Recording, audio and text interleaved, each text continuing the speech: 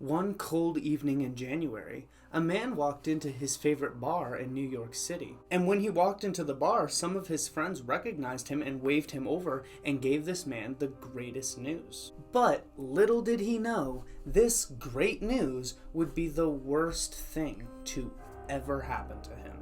But before we get into the story, if you're a fan of true crime, mysteries, and strange occurrences, please like this video, subscribe to the channel, and share it with a friend. And now that you've done so, let's open the vault. This is the story of Mike Malloy.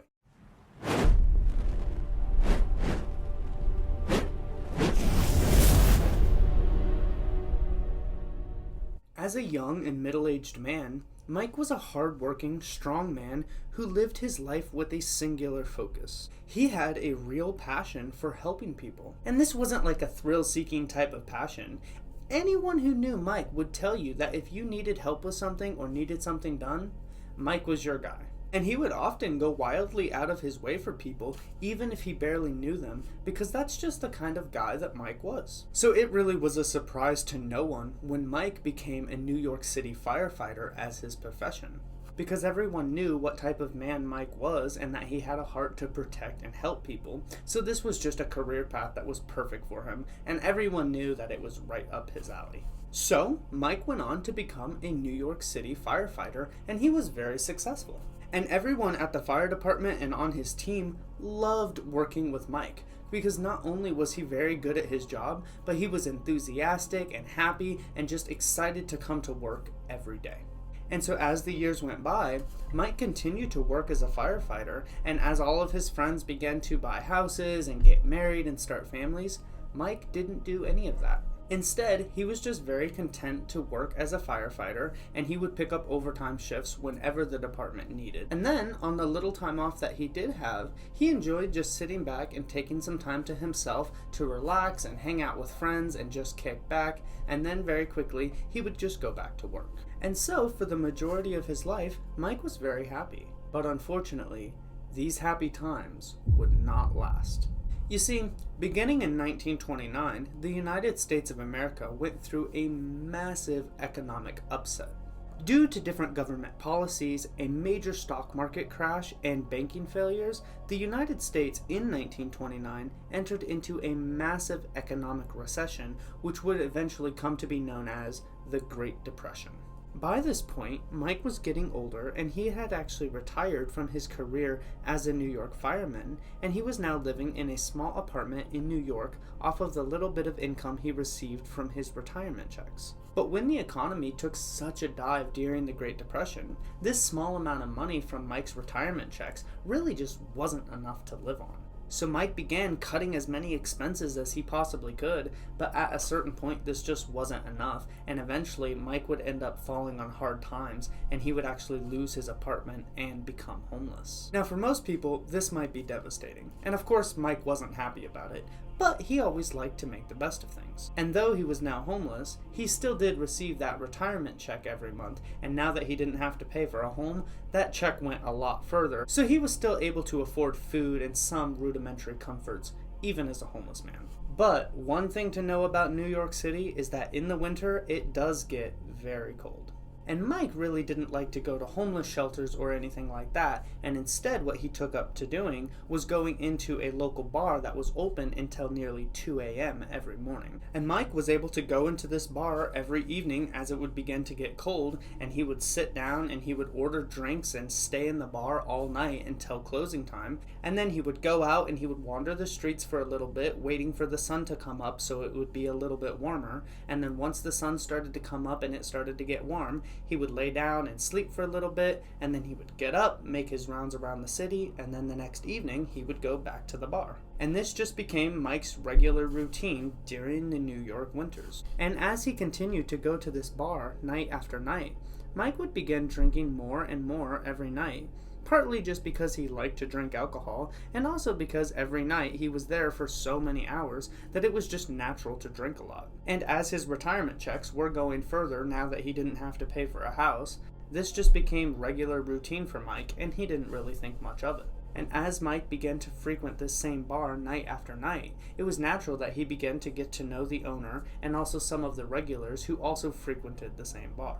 In particular, Mike began to get to know the owner of the bar, who was a man named Tony Marino, as well as 4 of Tony's close friends who frequented the bar almost every night, whose names were Joseph Murphy, Francis Pasquille, Hershey Green, and Daniel Kingsburg.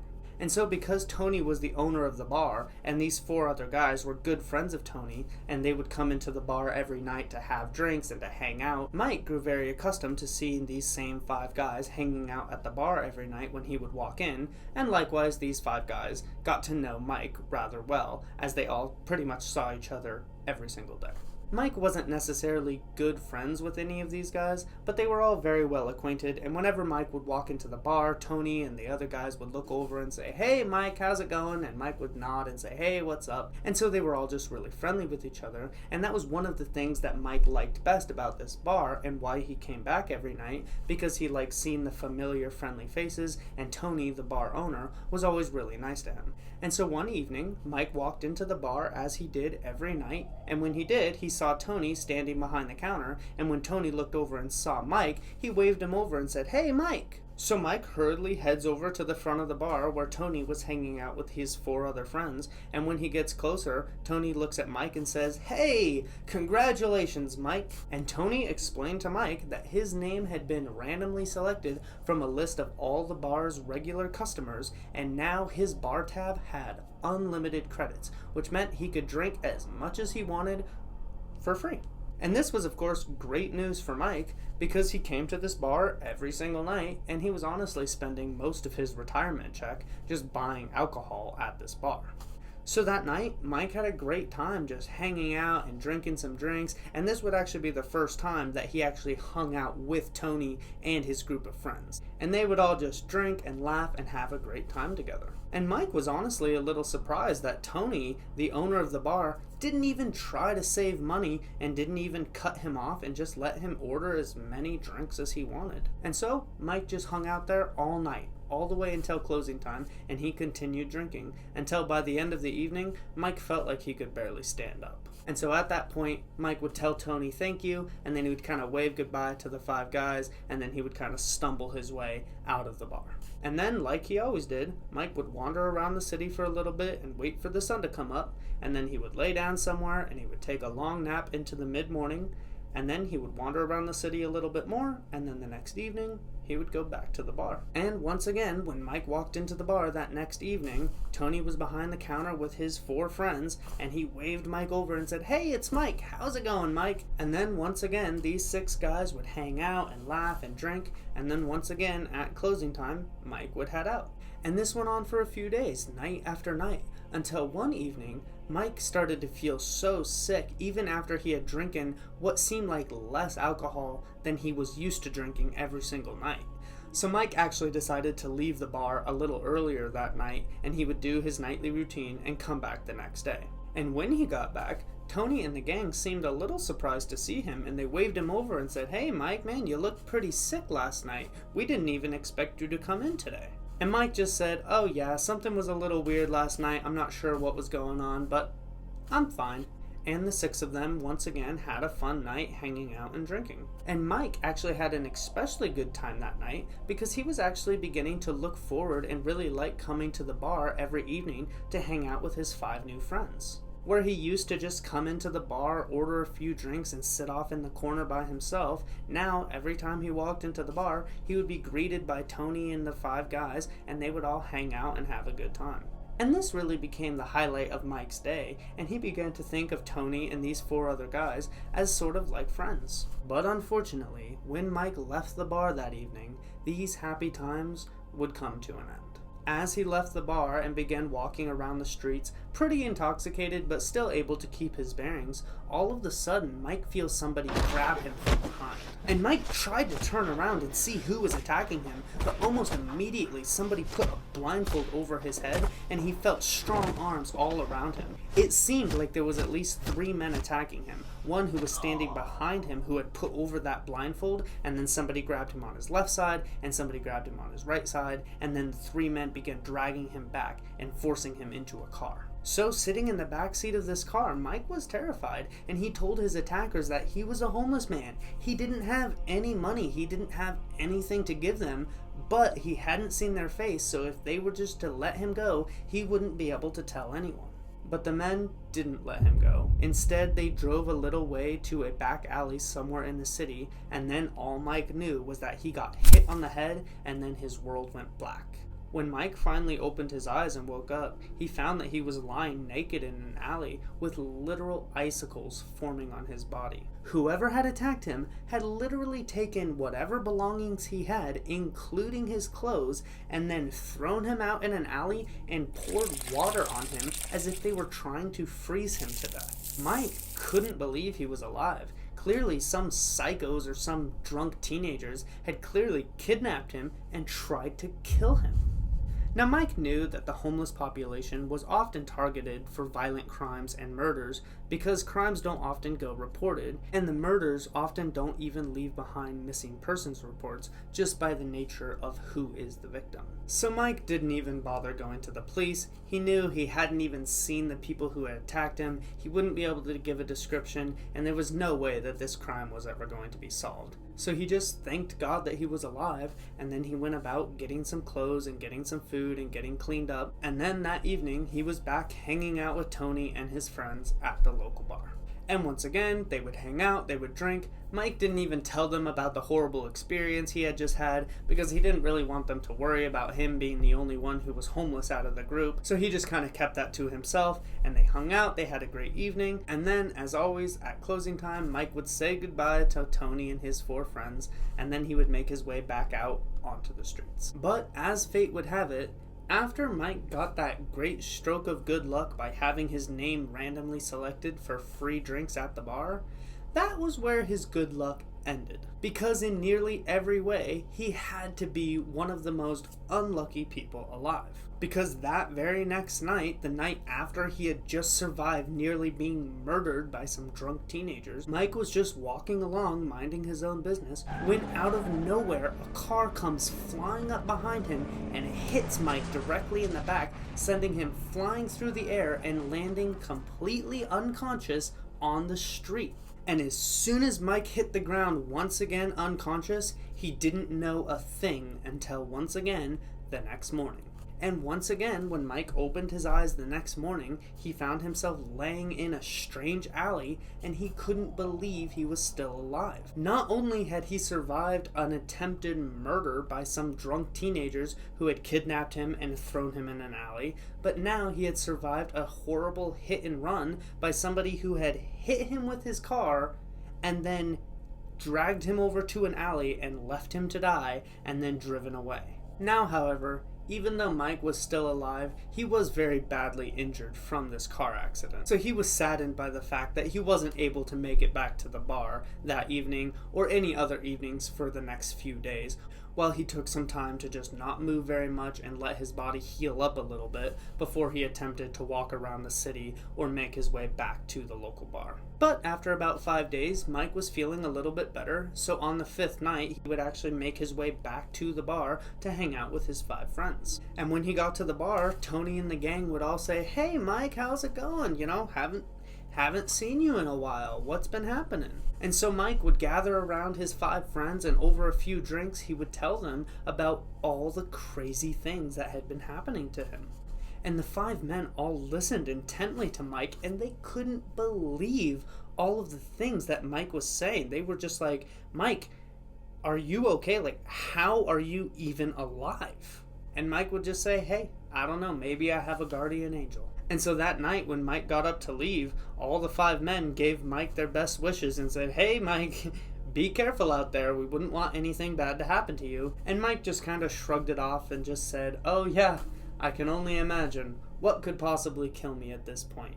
And then he walked out the door. But this is the point where our story takes a dark turn.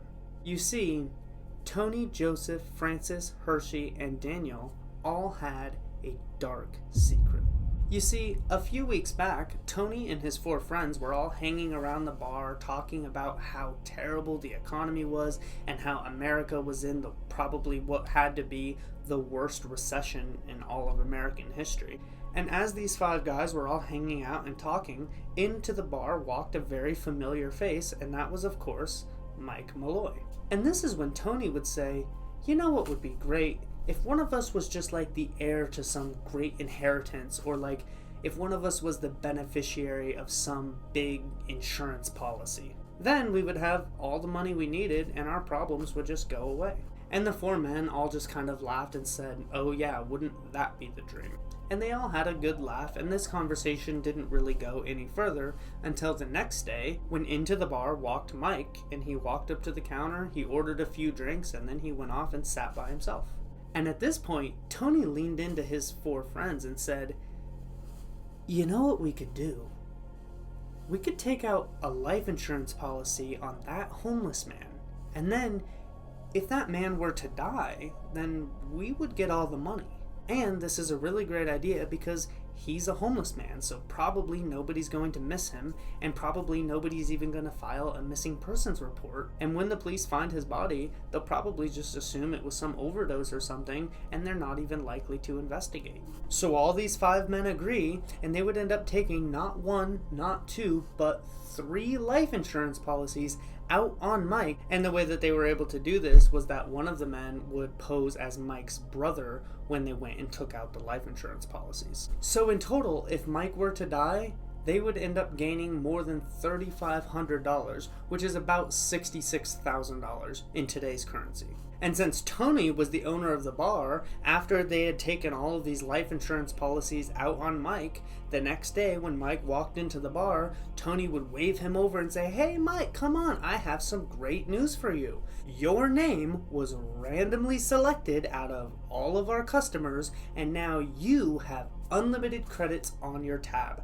Basically, you can drink as much as you want." And the 4 other guys would hang out with Mike all evening and help Tony get Mike as drunk as possible, hoping that he would just drink himself to death and then go out and die somewhere. And they did this night after night for a few nights, hoping that it would eventually work, but of course, it didn't. And after they had failed to get Mike to drink himself to death, they decided to up the ante a little bit, and they would actually spike Mike's drink, which contained ethanol, and they would have him take shots of wood alcohol, which contains methanol, a much stronger, more potent type of alcohol. Keep in mind that just 2 shots of pure methanol should be enough to kill a grown man. But these guys would end up giving Mike more than 4 shots of methanol, and still he didn't die, or even pass out for that matter. And of course, that was the night that Mike was feeling confused that he hadn't drinking as much as he usually did, but for some reason he was still feeling sick, so he would end up going home early. And when Mike walked out of the bar early after drinking that much methanol, the 5 men were excited, expecting him to just go out on the streets and die. And this is why the 5 men were surprised to see Mike when he hobbled in the next day and started drinking, and they waved him over and said, "Oh, we're surprised to see you. You seemed rather sick last night." But in their minds they were thinking, "Oh my gosh, I can't believe he's still alive." And at this point, after Mike had left, the 5 men decided that they needed to take more serious actions. And this is when Tony would reveal yet another secret that he had. And so after the bar was empty and it was only him and his friends hanging out, Tony would reveal that he had actually done something like this before. And he would tell his 4 friends, "A few years ago, I befriended a homeless woman and took out a life insurance policy on her. And then I let her drink a lot at my bar, and when she left, I tracked her down, took her to an alley, knocked her out, and poured some water on her, and that night, she froze to death. And when the authorities had discovered this homeless woman who died with a lot of alcohol in her system, the coroner had ruled her cause of death as pneumonia, and Tony was allowed to keep the life insurance money." So that night, after Mike left the bar, it was Tony, Francis, and Daniel who had tracked him down, thrown that hood over his head, thrown Mike in the back of the car, driven him out to an alley, hit him on the head, and knocked him out before taking all of his clothes off and drenching his body in water, leaving him in the alley to freeze to death. And then the next day, when they're all back in the bar just laughing and hanging out and talking about how great it was that they were about to get all of this money from the life insurance policy, when all of a sudden they all look over and who's walking through the door? None other than Mike Malloy.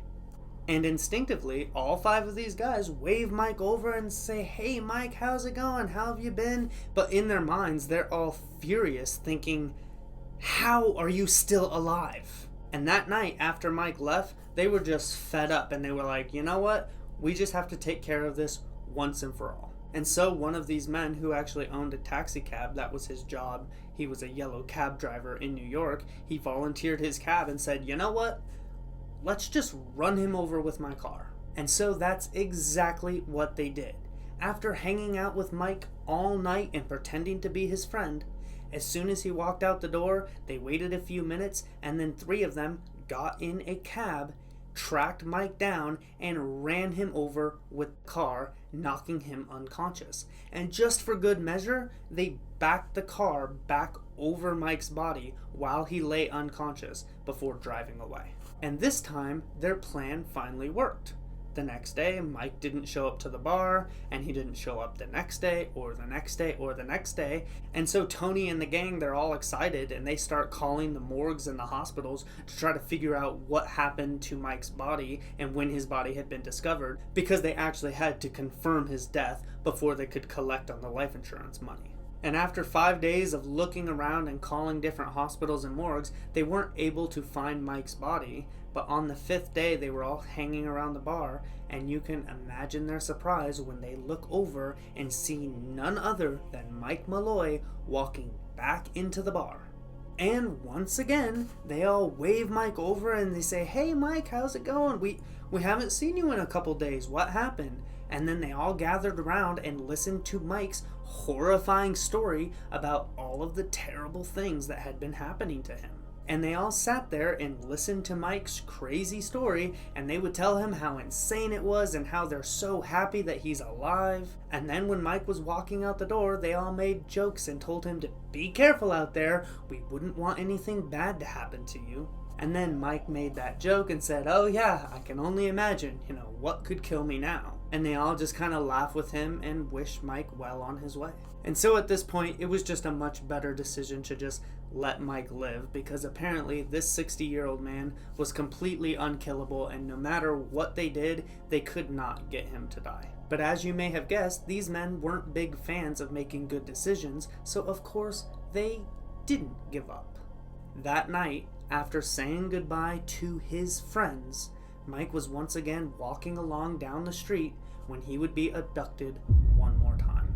But this time, his attackers were not planning on freezing him to death. Instead, these men grabbed him, blindfolded him, shoved him in a car, and drove him to a dark alley where they grabbed him out of the car and threw him down on his back. But in order to complete this plan, Mike couldn't be wearing a blindfold. So Mike was terrified, laying on his back, wondering why this was happening to him, when all of a sudden he feels his blindfold get ripped off, and everything is made worse when he sees his 5 friends standing above him. And Mike was just in total shock. He couldn't believe it, and he just cried out to his friends and he asked, "Why are you doing this to me? Why are you trying to kill me?"